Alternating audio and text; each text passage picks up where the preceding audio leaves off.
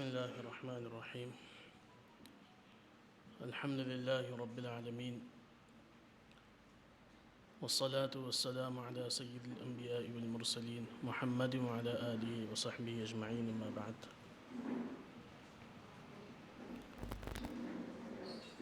برادر گرامی منیب مجتبیٰ صاحب اور اس اہم ترین نشست کے انعقاد میں کوشاں رہنے والے ہمارے سبھی احباب، شاہین گروپ کے چیئرمین محترم جناب ڈاکٹر عبدالقدیر صاحب، آل انڈیا مسلم پرسنل لا بورڈ کے رکن اور ملک کے معروف خطیب مولانا ابو طالب رحمانی صاحب، امیر حلقہ جماعت اسلامی مولانا الیاس خان فلاحی صاحب، اور یہاں کے معروف عالم دین آل انڈیا مسلم پرسنل لا بورڈ کے رکن مولانا محفوظ الرحمن فاروقی صاحب، اور ہمارے عزیز مولانا مرغوب الرحمن طیب قاسمی، فکری اور تہذیبی ارتداد کے عنوان کو پورے ملک میں اس وقت بطور خاص جو توجہ ملی ہے، اس کے پیچھے یقیناً اللہ رب العزت کی توفیق کے ساتھ ساتھ ڈاکٹر صاحب کی کوششیں رہی ہیں، اور پھر ملک کے مایہ ناز علماء اور آل انڈیا مسلم پرسنل لا بورڈ کے صدر محترم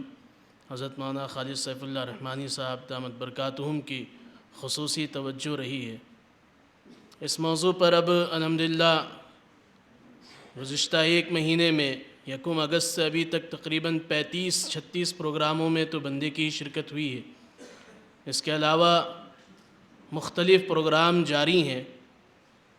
دیکھیے، تفصیلی خطاب حضرت مولانا ابو طالب رحمانی صاحب کا ہوگا، میں آپ کے درمیان صرف 5 باتیں عرض کرنے کے لیے حاضر ہوا ہوں، اور ہماری بہنیں یہاں بیٹھی ہوئی ہیں، خصوصی طور پر نوجوان بھائیوں اور بہنوں سے 5 باتیں عرض کر کے اپنی جگہ لیں گے۔ اول تو یہ جو عنوان ہے، یہ اتنی گاڑھی تعبیر ہے کہ اس کو سمجھنا ایک بڑا مسئلہ ہوتا ہے۔ دوسری طرف پورے ملک میں ایک ماحول اس طریقے کا بن گیا ہے کہ جب اس عنوان پر کوئی پروگرام ہوتا ہے تو عام طور پر ہمارے ذہنوں میں یہ بات آتی ہے کہ ہزاروں لاکھوں نوجوان لڑکے اور لڑکیاں مرتد ہو رہے ہیں۔ نتیجے میں پوری کمیونٹی اپنے آپ کو ٹھگی محسوس کرتی ہے، اور پوری قوم کو یہ محسوس ہونے لگتا ہے کہ شاید اس ملک میں سب سے زیادہ مرتد ہمارے یہاں ہو رہے ہیں۔ سب سے پہلے اپنے ذہنوں کو اس سلسلے میں بہت کلیئر کر لیں کہ اعتقاد کا ارتداد اتنا زیادہ نہیں ہے جتنا کچھ لوگوں نے اعداد و شمار کے ذریعے سے اور بہت سارے ڈیٹا بیان کر کے پورے ملک میں ایک ماحول بنا دیا ہے، اور نتیجے میں جو مسلم نوجوان بچے اور بچیاں اور ہمارے بھائی اور بہن کالجز میں، اسکولز میں اور مختلف عصری اداروں میں پڑھ رہے ہیں، وہ اپنے آپ کو بہت دبا ہوا محسوس کرتے ہیں، احساس کمتری کا شکار ہوتے ہیں۔ اعتقاد کا اور عقیدے کا ارتداد کہیں 4تھے نمبر پر آتا ہے۔ سب سے پہلے جو آغاز ہوتا ہے وہ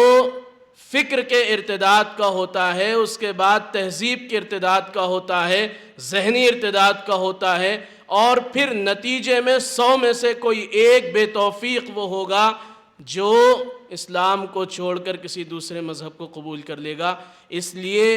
ہم جس موضوع پر گفتگو کرنے کے لیے یہاں جمع ہوئے ہیں وہ فکر اور تہذیب کا ارتداد ہے۔ وہ ہماری آئیڈیالوجیکل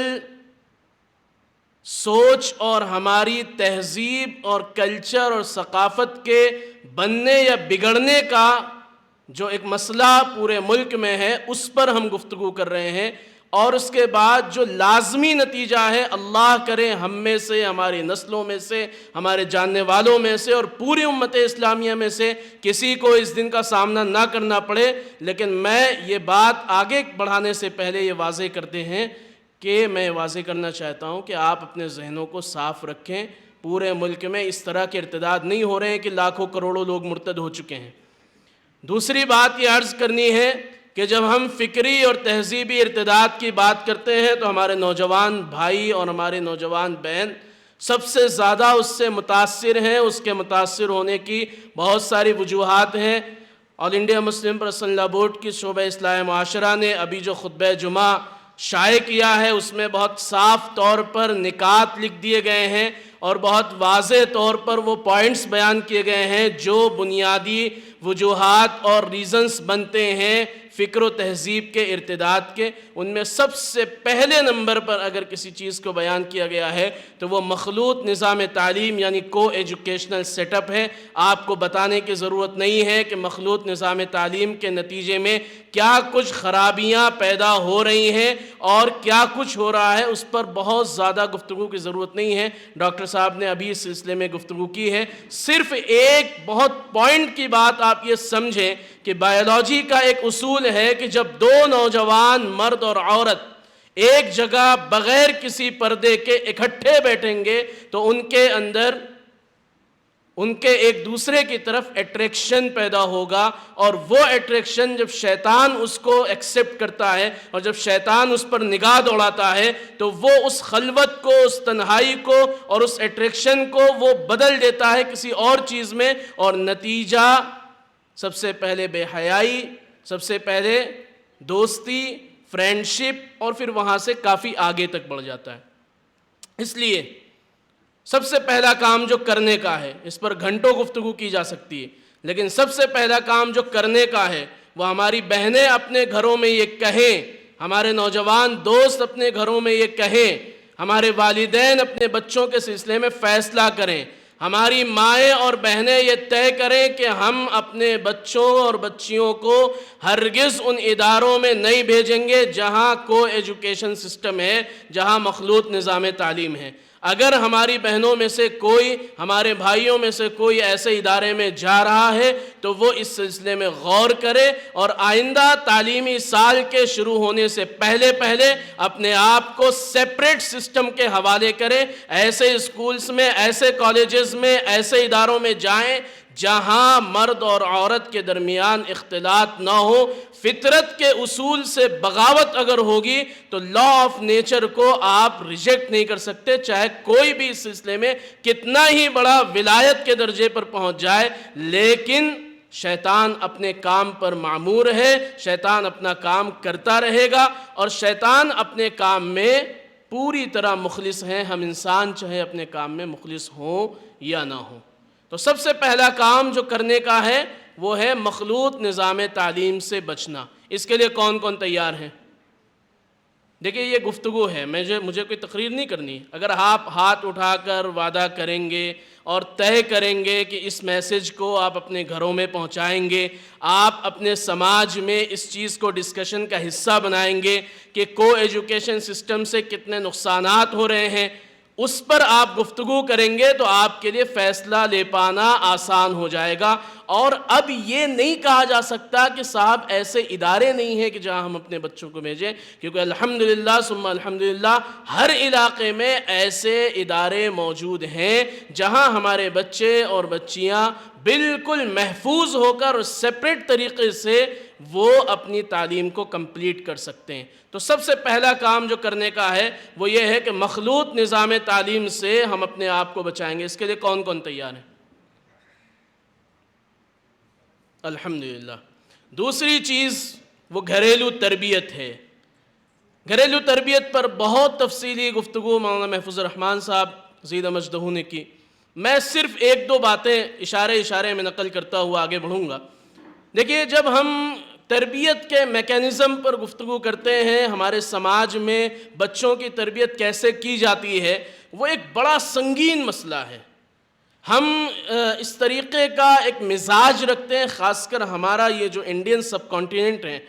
یہاں ایک مزاج یہ بن چکا ہے کہ اگر لڑکا ہے تو اس کو ہر طریقے کا فریڈم ہے اور اگر لڑکی ہے تو اس کو ہر طریقے کی بندش میں رکھنا ہے. اسلام کے نقطہ نظر سے الگ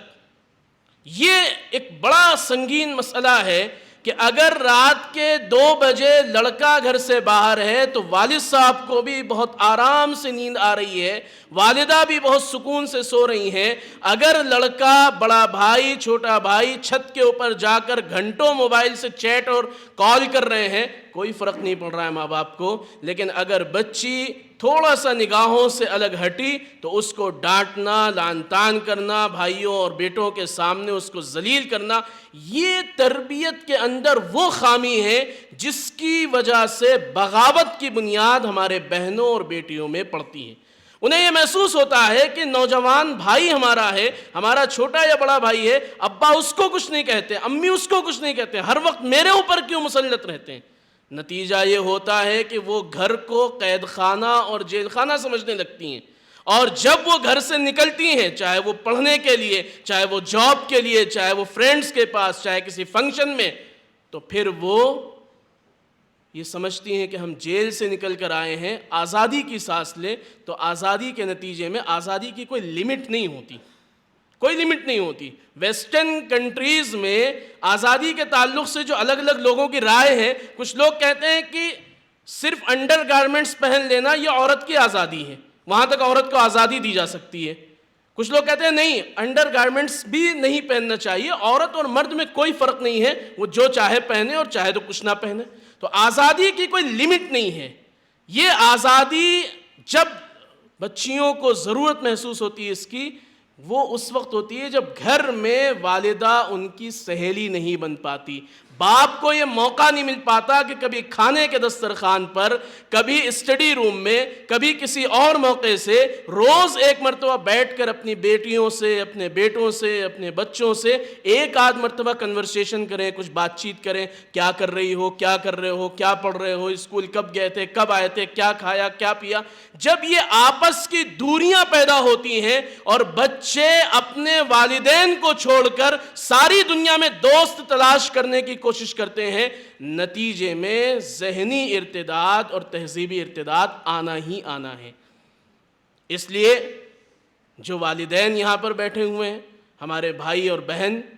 آپ سب یہ طے کریں کہ اپنے گھروں میں اس چیز کو آپ لازمی کر لیں کہ دن میں، رات میں کوئی ایک وقت ایسا ہوگا کہ جس میں آپ پورے گھر کو لے کر بیٹھیں گے۔ میں نہیں کہہ رہا ہوں کہ آپ فضائل اعمال لے کر تعلیم کرنے بیٹھ جائیں، نہیں، وہ تو ایک آخری درجے کی چیز ہے کہ کسی ماحول میں اتنا ماحول گھر میں بن چکا ہے کہ آپ تعلیم کے حلقے لگا رہے ہیں اور آپ اس میں روز سورہ فیل کی مشق بھی کر رہے ہیں اور صاحب تجوید کے ساتھ آپ نماز بھی درست کرنے کی کوشش کر رہے ہیں، وہ تو آگے کا اسٹیج ہے۔ میں یہ کہنا چاہ رہا ہوں، آپ سے یہ گزارش کرنا چاہتا ہوں، پورے ملک میں اور پوری دنیا میں یہ گزارش کی جا رہی ہے، اور جو نفسیات کے ماہر ہیں وہ یہ کہہ رہے ہیں کہ اگر نوجوانوں کو خودکشی سے بچانا ہے، اگر احساس کمتری اور سپیریورٹی کمپلیکس سے بچانا ہے، اگر ان کے اندر کریٹیوٹی اور تخلیقیت آپ پیدا کرنا چاہتے ہیں تو ان کے ساتھ بات کریں، ان کے دل کی بات کو سنیں، انہیں اتنا موقع دیں کہ وہ اپنے دل کی بات رکھیں۔ ارتداد کے راستے پر نوجوانوں کو لے جانے کا ایک بہت بڑا سبب یہ بھی ہے کہ انہیں اپنے گھر میں دوست نہیں ملتے ہیں، گھر سے باہر ساری کائنات ان کی دوستی کے لیے ہاتھ بڑھائے کھڑی رہتی ہے، اور اس میں وہ لوگ ہوتے ہیں جو اسپانسرڈ ہوتے ہیں، جو باضابطہ تیار کیے جاتے ہیں، تربیت یافتہ ہوتے ہیں، اور وہ ہماری بچیوں کو مجبور کرتے ہیں، وہاں تک لے جاتے ہیں جس کا ہم تصور نہیں کر سکتے۔ تو دوسری چیز ہے تربیت کے زاویے پر غور کرنا، اس میکینزم کو چینج کرنا۔ رسول اکرم صلی اللہ علیہ وسلم کی سیرت سے ہمیں بے پناہ دروس ملتے ہیں۔ ہم تربیت کے اس سلسلے کو اگر صحیح کریں گے تو انشاءاللہ آدھے سے زیادہ مسائل حل ہو جائیں گے۔ اس کے لیے کون کون تیار ہیں انشاءاللہ؟ آج سے اپنے اپنے گھروں میں 20 منٹ، 25 منٹ، 15 منٹ والدین کے ساتھ، بھائیوں کے ساتھ، بہنوں کے ساتھ بیٹھیں۔ پرائیویسی کے نام پر ہرگز ایسا ماحول نہ بنائیں کہ کون اپنے کمرے میں کیا کر رہا ہے کسی کو فرق نہیں پڑتا۔ بڑی بہن یہ کہہ دیتی ہیں، ارے تم چھوٹی ہو، اپنے کمرے میں رہو، میرا تم سے کوئی تعلق نہیں۔ دیکھو جب ہم کھانا کھانے کے لیے آئیں گے، اب تو کھانا بھی کمرے میں آ جاتا ہے ماشاءاللہ۔ نوجوان بھائی ہیں تو وہ بہنوں کو دبا کر رکھنا اپنی مردانگی سمجھتا ہے، نہیں، یہ ختم کرنے کی ضرورت ہے۔ ایک دوسرے کو پرائیویسی کے نام پر ہم اتنی آزادی نہیں دے سکتے کہ وہ پرائیویسی ان کے لیے نقصان دہ ثابت ہو۔ باپ کو یہ حق ہے، ماں کو یہ حق ہے، الا کلکم راعٍ وکلکم مسئول عن رعیتہ، تم میں سے ہر ایک ذمہ دار ہے اور تم سے تمہاری ذمہ داری کے بارے میں پوچھا جائے گا۔ ہمارے یہاں ٹوکنے کا مزاج ہی ختم ہو گیا ہے، اور اس مزاج کے ختم ہونے کا نقصان یہ ہوا ہے کہ اب اگر کوئی ٹوک دیتا ہے تو بچے برا مان جاتے ہیں، لڑکیاں اور لڑکے فوراً پر ارے ابا آج ڈانٹ رہے ہیں، پتہ نہیں ابا کے دماغ کو آج کیا ہو گیا ہے۔ یہ جو خرابی در آئی ہے، کیونکہ ہم نے تربیت کرنے والے جو مربی تھے، ماں باپ، دادی دادا، نانی نانا، پھوپھی خالہ، انہوں نے اپنی ذمہ داریاں چھوڑ دی ہیں۔ نتیجے میں بچوں کے سمجھ میں آنے لگا کہ ہمیں کوئی روک ٹوک نہیں کر سکتا، وہ جس راستے پر چلتے ہیں وہی اس کو صحیح سمجھتے ہیں۔ تو تربیت کے میکینزم کو چینج کرنے کی ضرورت ہے، تب ہم فکر اور تہذیب کے ارتداد سے اپنے نوجوانوں کو بچا سکتے ہیں انشاءاللہ۔ تیسری بات جو مجھے عرض کرنی ہے، بس 5 باتیں کہنی ہے، تیسرے پر پہنچ چکا ہوں۔ تیسری بات جو مجھے عرض کرنی ہے وہ وہ بھی تربیت سے تعلق رکھتی ہے۔ ہم جب اپنے نوجوان بچوں اور بچیوں کے بے راہ روی کا خوب آ کر رونا روتے ہیں علماء کے پاس، نفسیات کے ماہرین کے پاس، ذمہ داروں کے پاس کہ مولانا صاحب، ڈاکٹر صاحب، بچیاں تو بات نہیں سن رہی ہیں، لڑکا تو اب بالکل ہاتھ سے نکل چکا ہے، آتا ہی نہیں گھر میں، عجیب عجیب لباس پہنتا ہے، رپڈ جینس آج کل چل پڑے ہیں۔ وہ ڈاکٹر صاحب سے میں نے ایک مرتبہ پوچھا تھا تو ڈاکٹر صاحب نے مجھے بتایا کہ اس کو تیار کرنے کے لیے ایکسٹرا پیمنٹ کرنا پڑتا ہے، یعنی اگر نارمل جینس 2000 روپے کی ہے تو وہ 2500 سے 3000 روپے میں تیار ہوگی۔ تو ایک ایسے کلچر کو ہمارے اوپر ترقی کے نام پر تھوپ دیا گیا کہ جس کلچر کو آج سے 15 سے 20 سال پہلے فقیروں اور غریبوں اور لاچاروں کی تہذیب سمجھی جاتی تھی، آپ سب اپنے اپنے دل میں ہاتھ رکھ کے سوچیں کہ اگر آج سے 20 سال پہلے آپ کے گھر پر دستک دے کر کوئی آپ سے کہے کہ ہمیں آپ سے کچھ چاہیے، اور کچھ کہنے کی ضرورت بھی نہیں ہے، صرف آپ نے دروازے کی کنڈی کھولی اور باہر دیکھا کہ پھٹے ہوئے کپڑے پہن کر ایک آدمی کھڑا ہوا ہے، فوری طور پر ذہن میں آتا تھا کہ کچھ مانگنے آیا ہے، بچے سے کہا جاؤ دے کر آ جاؤ۔ آج وہ کلچر بن گیا ہے، وہ ترقی کا ذریعہ ہے۔ یہ جب ان کی باہیں کھلی ہوئی ہیں، ان کے گھٹنے کھلے ہوئے ہیں، ابھی وہ 10 سال کی ہیں، 10 سال کے ہیں، ابھی 11-12 سال کے ہیں، ماں باپ کہتے ہیں بچے چھوٹے بچے ابھی کچھ مت کہو، ابھی چھوٹی لڑکی ہے، ارے ابھی تو یہ ابھی کرنے کے چکر میں وہ جو ہم نے 5 سال سے 20 سال کی عمر تک اس کو پہنچا دیا ہے، اب وہ رچ بس گئے ہیں۔ اب جب 20 سال کی عمر میں اچانک ہم یہ فیصلہ کرتے ہیں کہ تمہیں مکمل حجاب اور نقاب کے ساتھ رہنا ہے، تمہیں مکمل شرعی لباس پہننا ہے، تو بتائیے بغاوت آئے گی کہ نہیں آئے گی؟ اس لیے جس دن آپ اپنے بچے کو پلے اسکول بھیجتے ہیں اور یہ طے کرتے ہیں کہ آج سے ہمارا بچہ یا ہماری بچی پڑھنے کے لیے گھر سے نکلے گی، اسی دن سے آپ طے کریں کہ ان کے لباس، ان کا رہنا سہنا، ان کا کھانا پینا، ان کا اٹھنا بیٹھنا، ان کا کلچر، ان کی تہذیب، ان کا روز کا عمل، وہ شریعت کے مطابق اور ایک بہترین اسلامی تہذیب کے مطابق ہونا چاہیے۔ پہلے دن سے یہ بات ہمیں طے کرنی ہوگی، ان کے اندر حیا پیدا کرنی ہوگی، اور اگر حیا کا خاتمہ ہوگا تو وہ حرکتیں کریں گے جس کا تصور بھی نہیں کیا جا سکتا۔ اس لیے سماج میں مغربی تہذیب اور ویسٹرن کلچر نے جس طرح کے لباس اور جس طرح کے کھانے پینے اور جس طرح کے طور طریق کو رائج کر دیا ہے، اس سلسلے میں ہمیں سخت فیصلہ لینا ہوگا۔ جیسے سرکار دو عالم صلی اللہ علیہ وسلم نے جب شراب کی مکمل حرمت کا اعلان کیا تھا تو آپ کو معلوم ہے کہ صحابہ اکرام نے اپنے گھروں سے وہ شراب جو 100 سال پرانی شراب ہوتی تھی، جو ان کے فخر اور ان کے عزت کا سبب ہوا کرتا تھا، اور جس شراب کی بوتل کو لے کر وہ سوق عکاظ میں اور دوسرے بازاروں میں جا کر فخر کے ساتھ پورے عرب کو کہتے تھے کہ ہمارے پاس 100 سال پرانی شراب ہے، ہمارے پاس 150 سال پرانی شراب ہے۔ جب اللہ کی طرف سے شراب کے مکمل حرمت کا اعلان ہوا، صحابہ کرام نے مدینے کی گلیوں میں جا کر ان شراب کی بوتلوں اور سراہیوں کو صاف طور پر اعلان کرتے ہوئے کہ ہم محمد الرسول اللہ کے ماننے والے ہیں، سمعنا و اطعنا کے پیکر ہیں، ہمیں حکم ہوا ہے، ہم اس کو قربان کر رہے ہیں۔ ایسے ہی ہمیں اور آپ کو یہ طے کرنا ہوگا کہ سماج میں وہ کپڑے، وہ بے حیائی کے لباس جو ہم نے تہذیب و تمدن اور ثقافت کے نام پر اپنا رکھے ہیں، انہیں آج ہی اپنے گھروں سے ہم باہر کریں گے، انہیں چاہے جلا دیں گے، چاہے انہیں ہم ضائع کر دیں گے، لیکن ہم اپنے بچوں سے چھینیں گے اور انہیں سختی سے ہدایت کریں گے، دھیرے دھیرے حکمت کے ساتھ سمجھائیں گے۔ آج اگر آپ سختی کریں گے، وہ جب والد بنیں گے، وہ جو بچی جب والدہ بنے گی، ماں بنے گی، اسے یاد ہوگا کہ اس کے ماں باپ نے اس کی تربیت کرتے ہوئے اس سے وہ کپڑے لے لیے تھے جو لیگنز کے نام پر اور شارٹس اور اس طریقے کے عجیب و غریب کپڑے، باہیں کھلی ہوئی ہیں، آستین نہیں ہے، سینہ دکھ رہا ہے۔ اب تو وہ کپڑے ہمارے سماج کا حصہ بن چکے ہیں۔ ابھی ہمارے تنویر صاحب ایک نفسیات کے ماہر ہیں، وہ بتا رہے تھے کہ ہندوستان میں اس وقت سب سے زیادہ جن کپڑوں کی ڈیمانڈز ہے اس پر ایک سروے کرایا گیا تو پہلے نمبر پر شارٹس کپڑے آئے، اور ظاہر سی بات ہے ہم خریدتے ہیں، ہمارے گھروں میں خریدا جاتا ہے، تو اس پر ہمیں قدغن لگانا پڑے گا۔ کیوں؟ دو چیزیں ہیں۔ نمبر ایک، بے حیائی کے لباس پہننے سے، بے حیائی کے طور طریقوں کو اپنانے سے ہم اپنے ذہن کو شیطان کے حوالے کرتے ہیں، اور جب ہمیں کوئی روک ٹوک کرتا ہے تو ہمارے اندر ایک بغاوت پیدا ہوتی ہے، اور اس بغاوت کے نتیجے کے طور پر ارتداد کو دیکھا جاتا ہے۔ اس لیے آپ ہاتھ اٹھا کر میرے ساتھ یہ وعدہ کریں، چونکہ میری بہنیں بیٹھی ہوئی ہیں، میرے بھائی بیٹھے ہوئے ہیں، میں یہ وعدہ لینے کا حق رکھتا ہوں، اور الحمدللہ جہاں جہاں میں جا رہا ہوں، جہاں جہاں لوگوں سے ہم بات کر رہے ہیں، لوگ اس چیز کو سمجھ رہے ہیں۔ پہلے تو انہیں بڑا عجیب سا لگتا تھا کہ لیگنز کیوں اتروا رہے ہیں، اس میں تو کوئی خرابی نہیں ہے، لیکن جب انہیں اس کی نزاکتیں سمجھائی جا رہی ہیں، بتائی جا رہی ہیں، تو الحمدللہ وہ اس بات کو سمجھ رہے ہیں۔ اس لیے آپ بھی یہ طے کریں کہ ہم بے حیائی کے لباس نہ اپنے گھر میں گھسنے دیں گے اور نہ کسی کو پہننے دیں گے انشاءاللہ۔ اس کے لیے ہاتھ اٹھا کر کہیں۔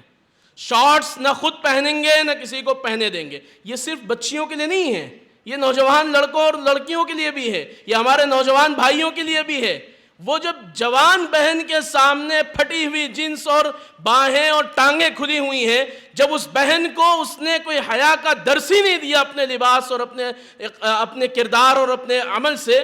تو پھر اس بہن کو دوسرے مردوں میں اور اپنے بھائی میں کیا فرق نظر آئے گا؟ وہ چیز جو اس نے اپنے گھر سے سیکھی ہے وہی تو سماج میں اس کو اپنائے گی، کیونکہ اصولی بات یہ ہے کہ معاشرہ اپنے انڈیویجول لائف سے بنتا ہے۔ کوئی بھی سماج، کوئی بھی معاشرہ انفرادی زندگی سے بن کر تیار ہوتا ہے۔ تو اس لیے ہمیں تیسرا کام یہ کرنا ہے کہ ہم اپنے اپنے گھروں سے وہ تمام چست لباس، وہ لیگنز، وہ شارٹس، وہ پھٹی ہوئی جینس، وہ رپڈ جینس اور وہ ہیئر کٹس، آخری بات اس میں، وہ ہیئر کٹ چھپکلی بنی ہوئی ہے، یہاں سے کٹوا رکھا ہے، ادھر سے چھلوا رکھا ہے، وہ عجیب و غریب صورتحال ہے۔ اب چونکہ اکابرین بیٹھے ہوئے ہیں تو میں وہ جملے نہیں استعمال کرنا چاہ رہا ہوں، لیکن ایک طرف سے وہ گھوڑا نظر آ رہا ہے اور دوسری طرف سے گدھا دکھ رہا ہے، اور وہ اپنے آپ کو تہذیب و تمدن کا سب سے بڑا سپاہی سمجھ رہا ہے۔ بچوں کو سمجھائیے یہ سب حرام ہے، اور یہ ہماری تہذیب کو ختم کرنے کے لیے ہیں، اور ہم نے اس تہذیب کو اس لیے قبول کر لیا ہے کیونکہ ہمارے اندر احساس کمتری پیدا ہوئی ہے۔ احساس کمتری کا خاتمہ ہوگا تو تہذیبیں ارتقا پائیں گی، اور اسلامی تہذیب پر عمل کرنا ہم اپنا اسلامی فریضہ سمجھیں گے انشاءاللہ۔ تو تیسرا کام، لیگنز نہیں پہنیں گے آج سے، ہاتھ اٹھا کر کہیں۔ نہیں پہنتے ہوں گے، مجھے پتا ہے بہنیں نہیں پہنتی ہوں گی، لیکن اپنے گھروں میں اس چیز کو زندہ کریں، اپنے پڑوسیوں سے کہیں، اپنے محلے میں کہیں کہ بھائی یہ چست کپڑے، یہ شارٹس ہم نہیں پہنیں گے، ہم مسلمان ہیں، ہم اماں فاطمہ، اماں عائشہ اور اماں خدیجہ کی بیٹیاں ہیں، ہمیں میدان حشر میں ان کے سامنے جانا ہے اور ہماری حاضری ان کے سامنے ہونی ہے، ہمیں ان کی سفارش اور شفاعت چاہیے، ہمیں پیغمبر صلی اللہ علیہ وسلم کے امتی بن کر رہنا ہے۔ اس کے لیے کون کون تیار ہے؟ بہنیں خاص کر ہاتھ اٹھائیں۔ لیگنز جلائیں گے؟ ضائع کریں گے؟ تکلیف ہوگی، آپ نے خریدا ہے، لوگوں نے خریدا ہے، لیکن ایک بار سخت فیصلہ لیں گے انشاءاللہ آگے عمل کرنا آسان ہو جائے گا۔ چوتھی بات جو مجھے عرض کرنی تھی وہی تربیت کے زاویے سے ہے، وہ موبائل کا صحیح استعمال ہے۔ اس پر بہت گفتگو ہو چکی ہے، صرف آخری ایک بات موبائل کے سلسلے میں میں یہ بات کہنا چاہتا ہوں کہ موبائل چھین لینا مسئلے کا حل نہیں ہے۔ موبائل کا چھین لینا یہ مسئلے کا حل نہیں ہے، موبائل کا صحیح استعمال سکھانا یہ مسئلے کا حل ہے۔ اس لیے والدین اور نوجوان اس بات پر کوشش کریں کہ وہ اپنے گھروں میں اول تو کم عمر کے بچوں اور بچیوں کو موبائل دیں گے نہیں، اور اگر دے رہے ہیں آن لائن کلاسز کے نام پر یا کسی اور چیز کی وجہ سے تو مستقل ان کی نگرانی کریں گے۔ اس کے لیے کون کون تیار ہے انشاءاللہ؟ آخری بات جو عرض کر کے اپنی بات ختم کرنی ہے وہ یہ ہے کہ دیکھیے، دین کی اتنی تعلیم میرے لیے بھی ضروری ہے کہ جس سے میں حلال اور حرام کو جانوں، آپ کے لیے بھی ضروری ہے اور ہر مسلمان کے لیے ضروری ہے۔ ہمیں اپنے سماج کے لیے بہت بہترین ڈاکٹرز، اچھے انجینئرز، ماہر وکلاء، بہترین سائنٹسٹ چاہیے، یہ ہمارے سماج کے ارتقاء کے لیے ضروری ہے، لیکن اس سے پہلے ہمیں ہر شخص مسلمان چاہیے۔ لہٰذا ہم تعلیم بالغہ کے نظام کو فروغ دیں گے انشاءاللہ۔ ہم اپنے محلوں میں، اپنی مسجدوں میں مردوں کے لیے اور محلے کے کسی ایک گھر میں جہاں پر کوئی عالمہ ہو جس کو دین کی معلومات ہو، وہاں عورتوں کے لیے صباحی یا مسائی کلاسز کا سسٹم شروع کریں گے۔ صبح میں 1 گھنٹہ یا شام میں 1 گھنٹہ، اس کا پورا نظام کئی طریقے کے بنے ہوئے ہیں، ہمارے پاس بھی ہیں جن کو اس طریقے کا نظام چلانا ہے مسجدوں میں اور محلوں میں، وہ اس سلسلے میں رابطہ بھی کر سکتے ہیں۔ لیکن ضروری ہے کہ تعلیم بالغہ کے ذریعے دینی عقیدے کو درست کیا جائے، قرآن کی تفسیر پڑھائی جائے، بنیادی حدیث کی معلومات دی جائے، سیرت رسول صلی اللہ علیہ وسلم کے بارے میں بتایا جائے، تاکہ ہمارے نوجوان بچے اور بچیاں عمر کے کسی بھی مرحلے میں ہوں، وہ مدرسے جائیں یا نہ جائیں، مکتب جائیں یا نہ جائیں، ان حلقوں کے ذریعے، تعلیم بالغہ کے ان اداروں کے ذریعے، ان مسجدوں اور محلے کے ان سینٹرز کے ذریعے سے وہ اپنی دینی شعور کو زندہ رکھیں اور اسے فروغ دیں۔ اس کے لیے کون کون تیار ہیں انشاءاللہ؟ بقیہ بہت ساری باتیں ہیں، خطبہ جمعہ میں تفصیل سے لکھا گیا ہے، آپ اس کا QR کوڈ بھی ڈاکٹر صاحب نے بنوایا ہے، اس کو اسکین کر کے آپ اس تک پہنچ سکتے ہیں، اس کو پڑھیں، اس کے آڈیو کو سنیں، اور جو مزید باتیں ہیں وہ انشاءاللہ حضرت مولانا ابو طالب رحمانی صاحب دامت برکاتہم آپ کے سامنے رکھیں گے۔ اللہ رب العزت ہمارے اس ملنے جلنے کو قبول فرمائے، آمین، وآخر دعوانا الحمدللہ رب العالمین۔